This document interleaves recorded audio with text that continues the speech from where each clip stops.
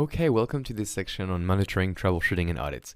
We are going to learn about CloudWatch, X-Ray, and CloudTrail, and to me, it's one of the most exciting sections. So why is monitoring important? I think you already know the answer, but I'd like to say it out loud. We know how to deploy applications. We've seen how to do it safely, automatically, using infrastructure as code, and leveraging the best AWS components. So we know how to do deployments. What we don't know is that once our applications are deployed, our users don't really care how we did it. They don't care if we used Elastic Beanstalk. They don't care if we use infrastructure as code. It's great that we did. It's an engineering prowess. But the users don't care. The users only care that the application is working. And so what we know to work is, for example, the latency. Will the application latency increase over time, and why?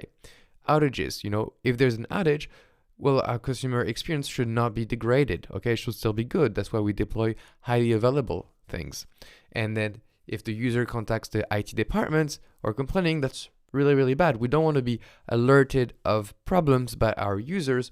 We kind of want to be able to do troubleshooting and remediation beforehand. So internally, can we prevent issues before they happen? Or if they happen, can we see them before our users? Can we also monitor performance and cost? Can we look at trends in terms of how things scale, in terms of patterns of outages? And, what can we learn and how can we improve thanks to this monitoring? So to me, monitoring is really, really, really important. Now, in AWS, there's CloudWatch, and CloudWatch allows you to collect metrics. It allows you to collect logs to monitor and analyze the log files, events to send notifications when certain things happen in your AWS environment, and alarms to react in real time to metrics, events, and even logs. Then we have X-Ray, and X-Ray is kind of a new service that is not very popular yet, but I think it is one of the most awesome ones.